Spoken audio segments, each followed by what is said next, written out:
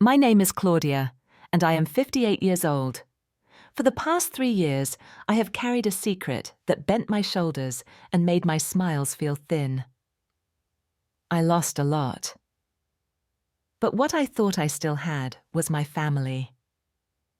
That belief shattered over a plate of rosemary chicken one Sunday evening when my son-in-law Greg leaned across the table and asked me, "So Claudia, how does it feel to be a loser?"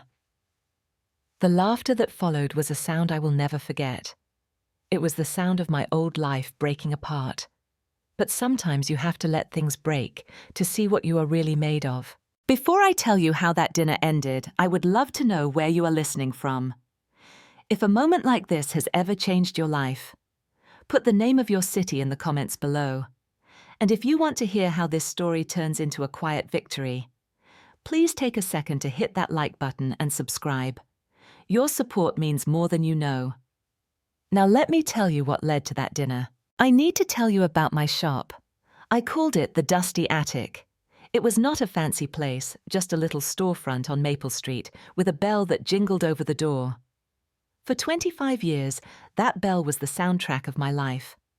I sold old things with stories. China teacups, faded photographs, jewelry that needed a little love.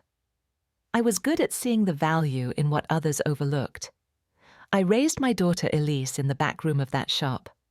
Her father passed when she was just a baby, so it was just us. I worked long hours, but it was ours.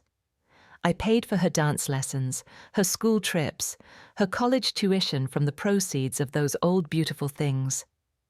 I was so proud of that. Proud of being able to provide, of building something with my own 2 hands. Then the world started to change. Big box stores moved in. Then the pandemic came. For a year, I held on by my fingernails.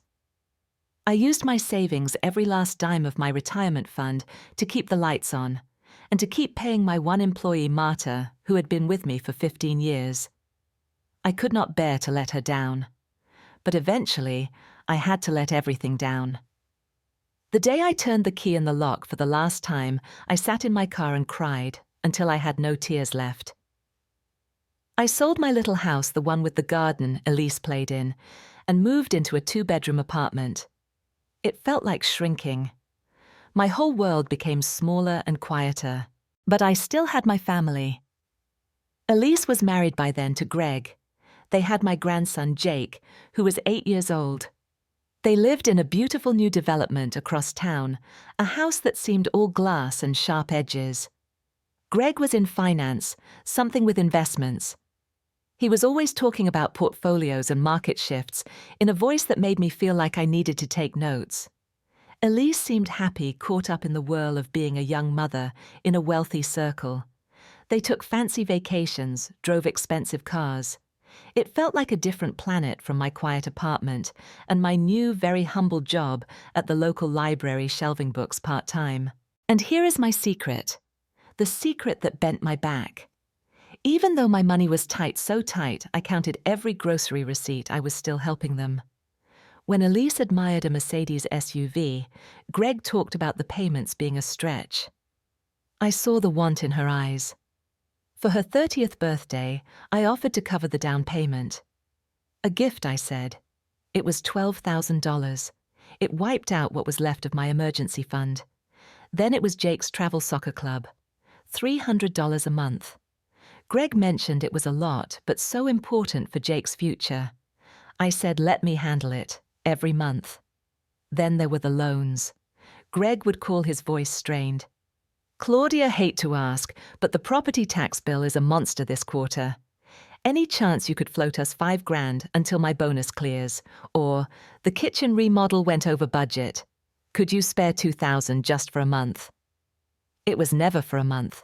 I never asked for it back. I told myself it was my duty. I was the mother, the grandmother. I had to help. I was so afraid that if I said no, they would see me as a burden, as the failure I sometimes felt I was. So I paid. I paid with the money from my library job. I lived on rice and beans, and I paid their bills. And I told no one. The first real crack appeared at Jake's 8th birthday party. It was at one of those indoor trampoline arenas, a chaotic symphony of children's shrieks and pop music. I was helping to hand out cake paper plates, feeling useful. I walked around the corner to throw away a stack of napkins, and I heard Greg's voice loud and clear from the party room hallway. He was on his phone. Yeah, it's a nightmare, honestly. Know my mother-in-law. From business owner to bust in like, 2 years? A classic case of failing to adapt. Yeah, we have to provide some emotional support, I guess. Can't really do much else. Definitely not financial. That ship has sailed. He laughed, then a short dismissive chuckle. I froze the napkins crumpling in my fist. I felt a hot wave of shame, followed by a cold, hard lump of anger in my throat. I stood there hidden until he walked away. I went back to the party, my hands shaking as I poured juice. I looked at Elise laughing as she tied a balloon for a child. Did she think this too? Did my own daughter see me as a classic case of failing to adapt? After that, things felt different. The help I gave started to taste bitter. Greg's advice became more frequent and more pointed. He would come over and look around my apartment. You know, Claudia, you could really declutter. Some of this old stuff might be worth something. Have you thought about a serious yard sale? He called my belongings, the few beautiful pieces I had kept from the shop, old stuff. Elise started making comments too. Mom, that sweater is so vintage. She would say it with a smile, but it felt like a pinprick. She stopped inviting me to her fancy Jim's cafe, suggesting we meet at her house instead. It's just more comfortable, she'd say. I knew it was because she was embarrassed by my small, simple life. The worst part was the distance from Jake. They enrolled him in so many activities that he was never free. When I did see him, he was often on a tablet distracted. He's just really focused, Elise would explain. I missed the little boy who used to love digging through my button box. I felt myself becoming a background character in their bright, busy story, a quaint relic they had to check in on. And all the while I was sending those $300 checks for soccer. Every time I wrote one, I heard Greg's voice on the phone. A classic case of failing to adapt. I started having trouble sleeping. I would lie awake wondering if my love had a price tag, and if they would cash it out once the payments stopped. The call came on a Tuesday afternoon. It was Elise, and her voice had that bright performative cheer she used when something was important. Mom, we're taking you out to dinner. A celebration. Greg just closed this huge deal, his biggest yet. We're going to that new place, the Gilded Fork, this Saturday. Our treat, of course. You have to come. The Gilded Fork. I had read about it. $100 a plate before you even ordered a drink. My stomach twisted with anxiety. Oh, honey, that's so generous, but that place it's so extravagant. Are you sure, Mom? She said, her tone gently scolding. Don't be silly. Greg is handling it. It's all arranged. Just say yes. Diane is coming too. Diane, my older sister, who loved nothing more than being close to what she perceived as success. I felt trapped. Saying no would seem churlish ungrateful. It would feed their narrative of me being out of touch a downer. So I swallowed my dread. Of course, I said. I would love to celebrate with you. I spent the next few days in a quiet panic. What does one wear to a place called the Gilded Fork? I pulled out my one nice dress, a navy blue sheath I had bought for a gallery opening years ago, when the shop was still thriving. I hung it on the closet door. In the morning light, it looked tired. The hem was slightly uneven. I took it to a tailor, spending money I should not have to have it fixed. The day of the dinner, I stood in front of my mirror for a long time. I saw a 58-year-old woman in a decade-old dress, her face lined with worries she could not speak. I applied a little more lipstick, trying to paint on some confidence. The restaurant was all cool marble and low golden lighting. The noise was a subdued, expensive hum. Greg had reserved a circular booth in the center of the room. He was already there, holding a glass of whiskey, holding court. My sister Diane was perched next to him, nodding along. Elise looked polished and nervous. Jake was fidgeting with his cloth napkin, already bored. "Claudia," Greg boomed, standing up too quickly. "You made it. You look very nice." The pause was deliberate. Diane gave me a quick appraising glance and a tight smile. I slid into the booth, feeling the stiff leather against my back. Greg immediately launched into the story of his deal.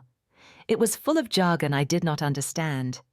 He kept looking at me as if expecting a question, a sign of awe.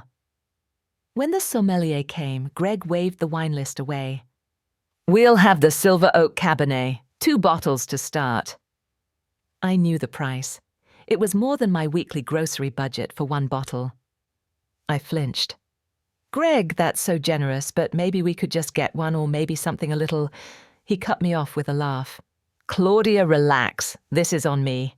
Live a little." Diane tittered. I sank back into the booth, my face warm. I ordered a simple salad and water. Greg raised an eyebrow, but said nothing. The conversation was stilted. Elise talked about a designer kitchen appliance she wanted. Diane gossiped about people I did not know. Jake whispered to his mother about wanting to go home. I felt like a ghost at the feast, transparent and insignificant. Every clink of silverware felt like a judgment. The air grew thick with a tension I could not name, but it was building a storm cloud over that golden table. The main courses arrived huge plates with tiny artful portions. Greg was on his 3rd glass of wine. His face was flushed, his gestures broader. He had been holding forth on the economy, and his eyes kept landing on me, a speculative glint in them. He wiped his mouth with his napkin and leaned forward, elbows on the table. The polite veneer began to peel away. "You know, Claudia," he began, his tone conversational, but with a sharp edge. "I've been thinking about your old shop. The Dusty Attic. Cute name. But in today's market, sentimentality doesn't pay the rent, does it?" He took a sip of wine. "You have to be ruthless. Adapt or die. That's the mantra." Diane nodded solemnly, as if he were quoting scripture. Elise was staring at her plate, pushing a piece of asparagus around. My heart began to thud against my ribs. "It was a different time, Greg," I said quietly, my voice sounding small. "Exactly," he said, pointing his fork at me. "A different time. And you clung to it. That's the lesson here. You have to know when to pivot. Cut your losses. Sell off the assets." He was talking about my life as if it were a failed stock. "All those antiques. They're just heavy old things now. The world wants light and new. You have to have the vision to see that." The humiliation was a physical heat crawling up my neck. I looked at Elise silently, pleading for her to say something to stop him. She lifted her eyes for a second, met mine, and then looked quickly back down. She took a small, deliberate sip of water. She was abandoning me to this. Then Greg smiled. It was not a kind smile. It was a smile of pure, unadulterated condescension, fueled by wine and his own perceived superiority. He leaned even closer, his voice dropping to a mock confidential level that the whole table could still hear. "So I have to ask, honestly, I've been curious for a long time." He paused, letting the suspense build. Diane leaned in. Jake looked up, sensing a shift. "After everything that's happened, the failed business selling the house, now that little job at the library." He let the list hang in the air, each item a hammer blow. "How does it feel to be a loser? Is it a sharp pain, or have you just gone numb?" Time stopped. The clatter of the restaurant faded into a distant buzz. I saw everything in hyper detail: the crumbs on the white tablecloth, the smug, expectant curve of Greg's lips, Diane's hand flying to her mouth, her eyes wide with shocked delight, Jake's confused frown as he tried to understand the adult words. Then the laughter. Greg snorted first, a loud, derisive sound.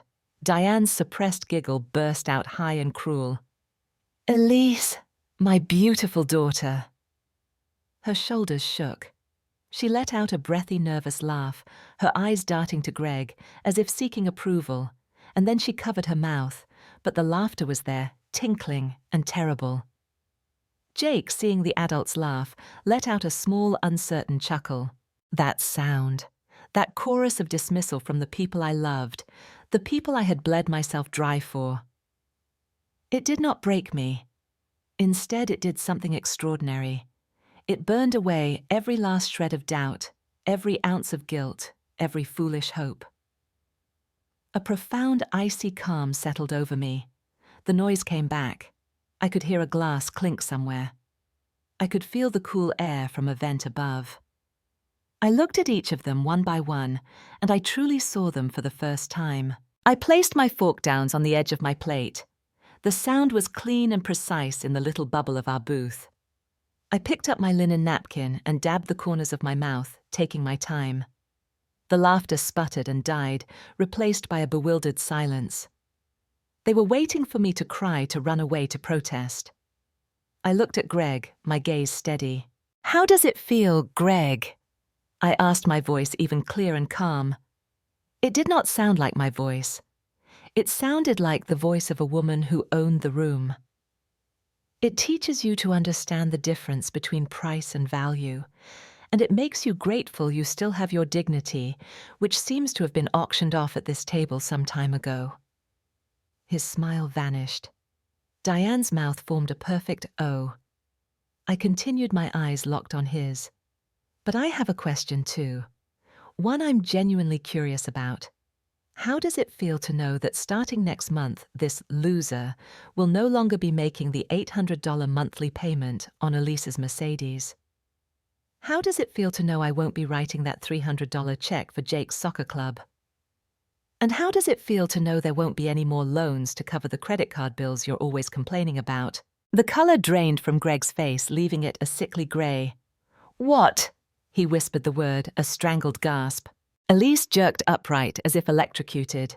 "Mom, what are you talking about?" Jake's small voice piped up, full of real worry. "Grandma, you're not paying for my soccer anymore." I turned my calm gaze to my daughter. "For the past 3 years, at least since my shop closed, I have been using the money from my job at the library to help you. The down payment on your car, Jake's activities, the thousands of dollars Greg has borrowed. I did it because I love you, because I thought you needed me." I looked back at Greg, whose expression was now one of sheer panic. "I see now what you need is not a mother or a grandmother. It's a wallet. And this wallet is closed." I raised my hand slightly, and a server appeared instantly, perhaps sensing the drama. "I would like my check, please, just for my salad and water." I reached into my purse, pulled out my worn leather wallet, and counted out exact cash, including a tip. I laid it neatly on the table. I looked at Jake, my heart aching for him alone. "Jake, I love you more than anything. That never changes. But sometimes grown-ups have to make hard choices to remember how to love themselves too." I stood up, my legs steady. I looked at the 3 stunned adults. "Congratulations on your deal, Greg. I truly hope it's enough to cover the life you've built." And with that, I turned and walked out of the Gilded Fork, leaving behind a silence so thick you could taste it. The first thing I did when I got home was take off the navy blue dress. I hung it back in the closet, and I knew I would never wear it again. Then I sat on the edge of my bed in the dark. The delayed shock hit me, a tidal wave of trembling and hot, silent tears. The pain was enormous, a raw, gaping wound where my family used to be. I had just orphaned myself. But as I sat there crying for all that was lost, a strange thing happened. Between the sobs, I took a full, deep breath. And then another. The crushing weight on my chest, the one I had carried for 3 years, was gone. I had finally set it down. The relief was terrifying and exhilarating all at once. The phone rang at 11 o'clock. It was Elise. Her voice was shrill, stripped of all its polished cheer. "How could you do that to us?" "To me, you humiliated Greg in front of everyone." I listened, saying nothing. We have bills, Mom. Real bills. That bonus isn't what he thought. You can't just cut us off like that. The mask was off. It was all about the money. I finally spoke, my voice tired but firm. Elise, I love you, but I will not love you while you and your husband mock me. When you are ready to have a relationship with me and not my bank account, you know where to find me. I hung up. The calls and texts from Greg were furious and then pleading. I did not answer. I blocked his number. In the cold light of Monday morning, I looked at my budget. Without those payments, I had an extra $1,400 a month. It felt like a fortune. I did not rush out to spend it. I went to my bank and opened a new savings account. I labeled the deposit book in my careful script, the Next Chapter Fund. I put $500 in it. The rest would go to my actual needs, to building a small cushion. I went to work at this library. But I did not just shelve books that day. I went to my supervisor, Mrs. Alvarez. I have an idea, I said. What if we offered a small workshop identifying treasures in your attic? I could teach people the basics of spotting valuable ceramics, vintage jewelry, that sort of thing. Mrs. Alvarez's face lit up. Claudia, that's a wonderful idea. The community board would love that. So I started planning. I pulled out my old reference books. The knowledge was still there, eager to be used. I also called my old friend Barbara, whom I had been avoiding out of shame. Let's have coffee, I said. We did. We talked for 2 hours. It was not about money or failure. It was about life. I wrote a letter to Jake telling him a funny story about a customer from the old shop and enclosed a $10 bill for ice cream. I did not mention the dinner. I just wanted him to know he was in my thoughts. The journey was not linear. Some days the loneliness was a physical ache. Some days the anger at their betrayal would boil up. But now I had a place to channel it. Into my workshop plans. Into tending the little herb garden on my balcony. Into choosing a new comfortable chair for my living room with money I had not sent to Greg.